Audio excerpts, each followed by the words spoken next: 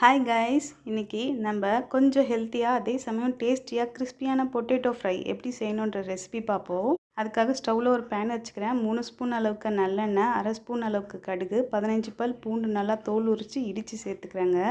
இதோட அரை டீஸ்பூன் அளவுக்கு பெருங்காய பவுடர், ஒரு கைப்பிடி அளவுக்கு கருவேப்பிலை, இதெல்லாமே போட்டு பொரிஞ்சதுக்கப்புறமா ஒரு பெரிய கப் அளவுக்கு உருளைக்கிழங்கு எடுத்து நல்லா வாஷ் பண்ணி தோல் சீவிட்டு எனக்கு தேவையான அளவுக்கு க்யூபாக கட் பண்ணி இதோடு சேர்த்துக்கிறேங்க. அதோட அரை ஸ்பூன் அளவுக்கு மஞ்சத்தூளும் சேர்த்து நல்லா மீடியம் ஃப்ளேமில் வச்சு இதை நல்லா கிண்டி விட்டுக்கிறேங்க. நம்ம இன்றைக்கி இந்த பொட்டேட்டோ ஃப்ரைக்கு தண்ணி எதுவுமே சேர்க்க போகிறது இல்லைங்க. இந்த ஆயிலே நம்ம நல்லா ஃப்ரை பண்ணி எடுக்க போகிறோம். அப்போ தான் நமக்கு நல்லாவே கிறிஸ்பியாக கிடைக்கும். பாருங்கள், நான் மீடியம் ஃப்ளேமில் வச்சு ஜஸ்ட் ஒரு 3 மினிட்ஸ்க்கு ஒரு தடவை மட்டும் இதை மாதிரி மிக்ஸ் பண்ணி விட்டுக்கிட்டே இருக்கேன். எனக்கு இந்த ஆயில்லையே இந்த பொட்டேட்டோ பார்த்திங்கன்னா ஒரு 50% நல்லாவே குக் ஆகிடுச்சிங்க. அங்கங்கே கலர் சேஞ்ச் ஆக ஆரம்பிச்சிருச்சு பார்த்தீங்களா. நான் லைட்டாக உங்களுக்கு மசிச்சு காட்டுறேன் பாருங்கள். நம்ம கரண்டி வச்சு நல்லா கட் பண்ணும் போது ஈஸியாக கட் ஆகும். இதுதாங்க நமக்கு இந்த பொட்டேட்டோ 50% குக் ஆகிடுச்சுன்றதுக்கான அறிகுறி. இந்த ஸ்டேஜில் நம்ம இதுக்கான மசாலாஸ் ஆட் பண்ணிப்போம். ஒன்றும் இல்லைங்க, இன்றைக்கி குழம்பு மிளகாய்த்தூளும் உப்பும் தாங்க சேர்க்க போகிறேன். 2 ஸ்பூன் அளவுக்கு குழம்பு மிளகாய்த்தூள், அரை டீஸ்பூன் அளவுக்கு சால்ட் உப்பு மட்டும் சேர்த்து இதை நல்லா இந்த பொட்டேட்டோவோட மிக்ஸ் பண்ணிக்கிறேங்க. சப்போஸ் உங்கள்கிட்ட குழம்பு மிளகாய்த்தூள் இல்லைன்னா 1.5 ஸ்பூன் அளவுக்கு சில்லி பவுடர், 2 ஸ்பூன் அளவுக்கு மல்லி பவுடர் சேர்த்துக்கோங்க.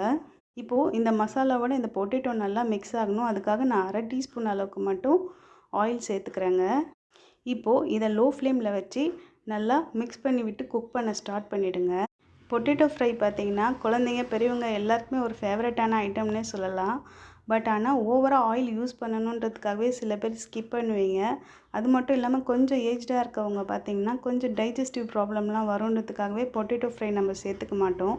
அது மாதிரி இருக்கவங்களாம் இதை மாதிரி ஃப்ரையில் பூண்டு, பெருங்காய பவுடர்லாம் சேர்த்து நீங்கள் குக் பண்ணி தேவையான அளவுக்கு மட்டும் ஆயில் ஊற்றி நீங்கள் ஃப்ரை பண்ணி எடுத்திங்கன்னா உங்களுக்கு அந்த டைஜஸ்டிவ் ப்ராப்ளம்லாம் வராதுங்க. பாருங்கள், நான் ஒரு 2 or 3 டைம்ஸ் தாங்க ஆயில் ஸ்ப்ரே பண்ணேன். எனக்கு நல்லாவே பொட்டேட்டோ குக் ஆகி கலர் சேஞ்ச் ஆகி வந்திருக்கு பாருங்கள். இது போல் ஆயில் ஸ்ப்ரேயர் யூஸ் பண்ணி நீங்கள் குக் பண்ணாலும் உங்களுக்கு ஆயில் ரொம்பவே தேவைப்படாதுங்க.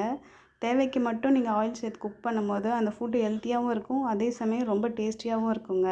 பாருங்கள், நம்மளோட பொட்டேட்டோ ஃப்ரை நல்லாவே குக் ஆகி நல்லாவே கிறிஸ்பியாக ரெடி ஆயிடுச்சு.